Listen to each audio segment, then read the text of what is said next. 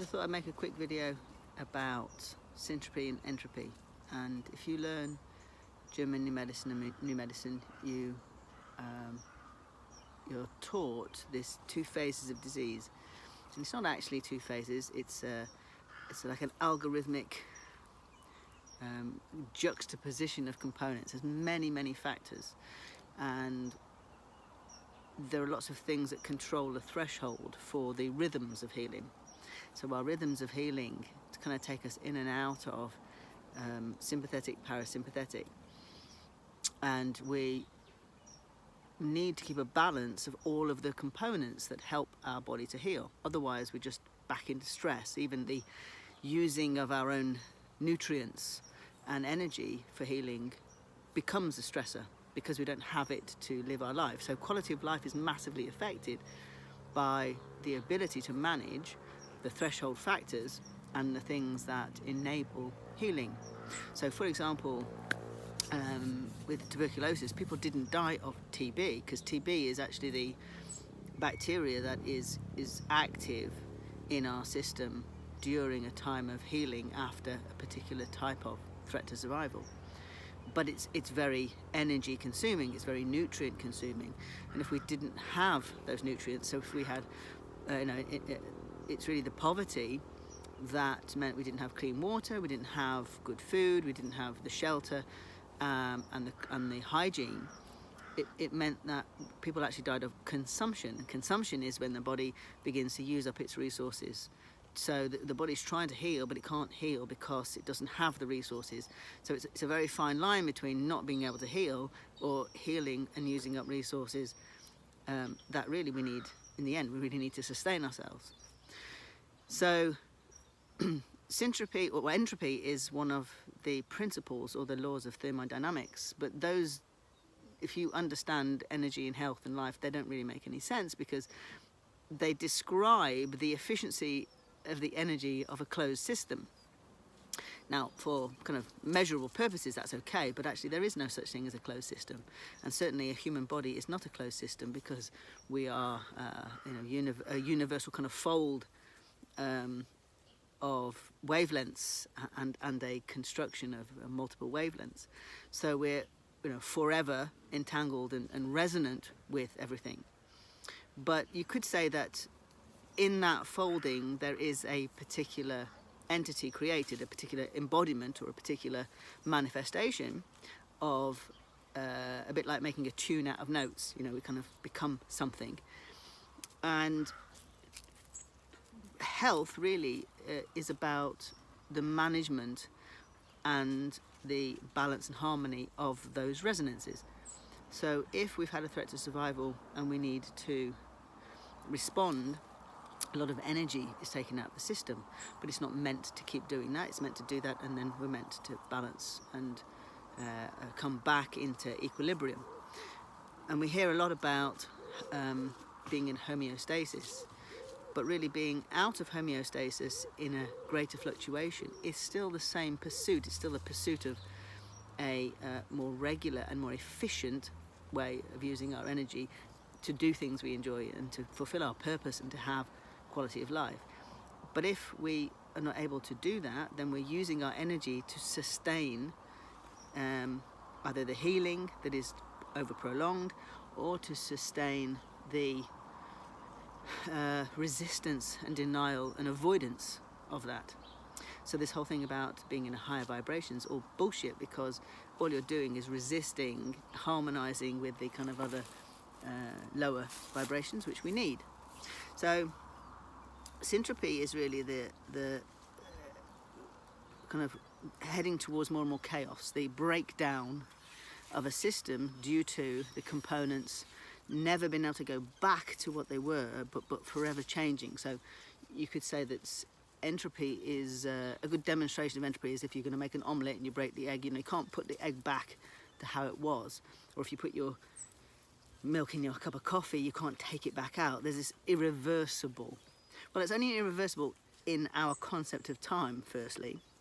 But obviously we have to have something to measure by. So when we look at a system that is sort of expending energy not towards its end goal, but in the maintenance of the system, then we consider it to be inefficient. It's not really, it's just doing what it does, and it's just using its energy for what it uses for.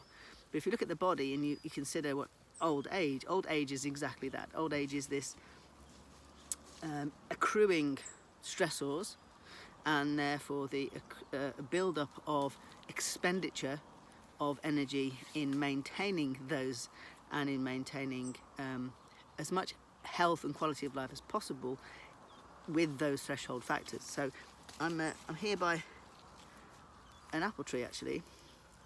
See, we have a judgment about something that is healthy, and a judgment about something that is rotting and rotten, when actually this is just returning, vibrationally returning in a cycle, and there's no good or bad about it. It's rotten, it's rotting, but it's really, the part of this is slowing down its vibration to, you know, the ashes to ashes kind of concept, to recycle in a way that just continues its life in another form. But what happens to us when we get old, when we get ill, or when we die? And the thing is that it's those that are behind, those that are still witnessing the departure, are the ones that are making the assessment, the judgment, or labels. And I believe what happens is, because we have these multiple vibrations that are harmonized in the coherence in the heart,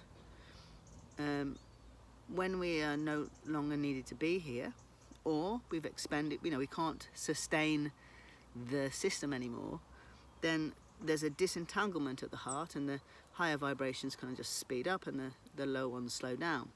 But of course what we get is, those of us that are behind witness the slowing down ones. We see the body left behind, we see the rotting apples, we see the decay. Decay is a natural part of reducing back to rest, and reducing back you know, into the fact that you're part of everything and you never were not part of it. So it's an interesting concept that we all want to speed up our vibrations, we all want to become light, and it's a misconception, because this is not our greatest potential. When we're doing something and expending that energy, as in light, travelling at the speed of light, we're actually not at rest. We're not at our maximum potential. Actually, it's when we slow down that we are at our maximum potential. And we kind of need to do both at the same time.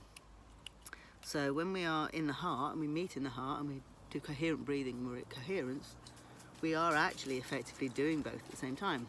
We are aligning to be completely coherent, increasing our velocity, and folding our frequencies into it's not actually a higher vibration, but it's compacting them into, folding them into a higher velocity.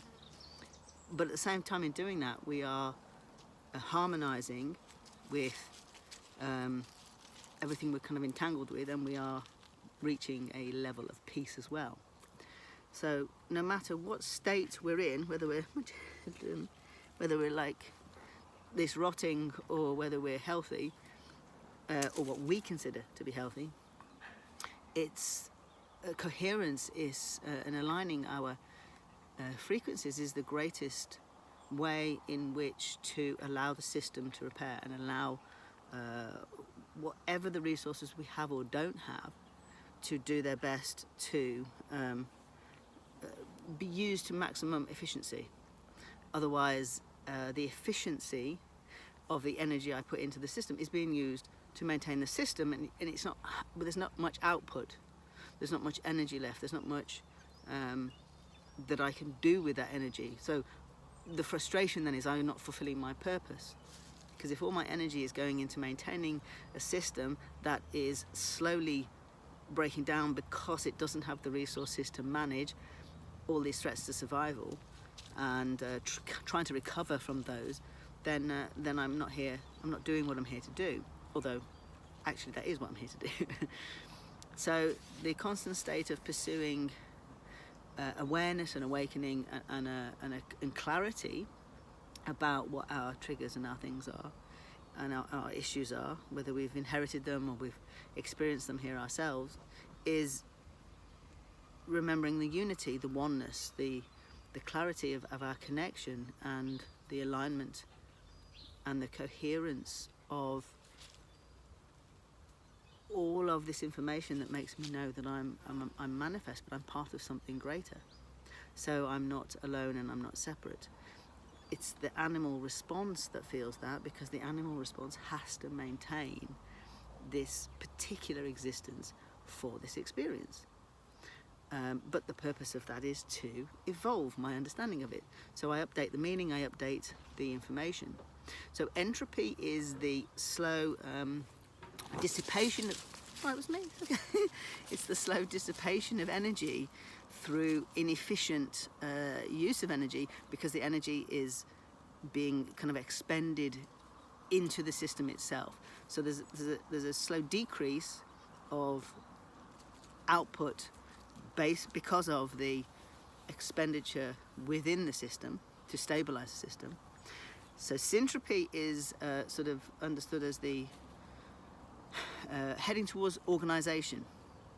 Now, ultimately, although the law of thermodynamics say that we don't do that, actually we are always doing that. We're forever reorganizing. We're forever moving through chaos and reorganizing.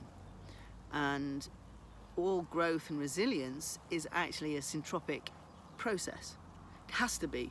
So we learn new stuff, we go through the struggle of learning it, the changes, and then we grow, and through the struggle we learn more, we expand our bandwidth, our depth of understanding, our physical strength or whatever it is, and our emotional capacity, and then we integrate that. But if we don't integrate it, that's when we get entropy. So it's when we don't, it's not the experience, it's the ability to process it that changes whether it's a drain on our system because we're constantly carrying it or dealing with it, or whether we actually update the system with a new meaning, and therefore it becomes syntropic, where we reorganize, we are more organized.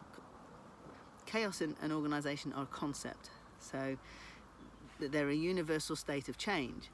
But we tend to label them as good or bad because we like organisation and we don't like chaos. We like efficiency, we don't like inefficiency, it doesn't feel very nice. And we like comfort, we like homeostasis, we don't like things that are uncomfortable.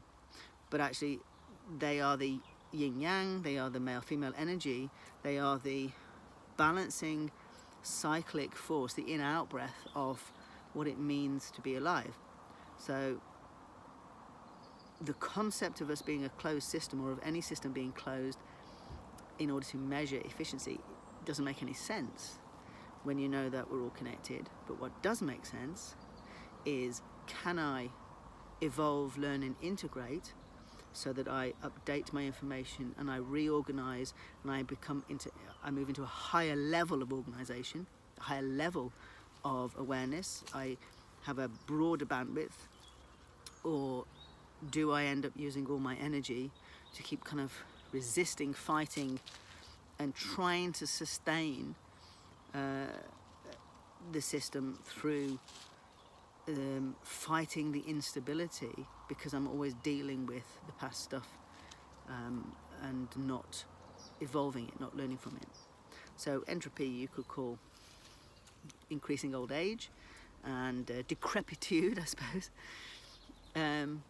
And syntropy is the harmonizing of information and harmonizing and becoming healthier and becoming more balanced, harmonic and in tune, aligned, and resilience, building resilience.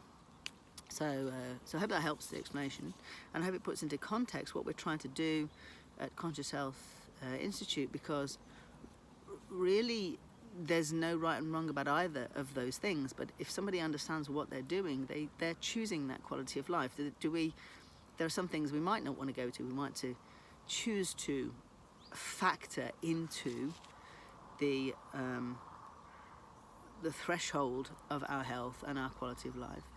And some things we may be able to target and maybe bring a bit of balance. So if I have to deal with a particular issue that I can't kind of change that, I may need to make sure I do something in the other areas of my life and make it possible to give myself more energy and more chance to deal with those things. So it's not about being healthy or unhealthy.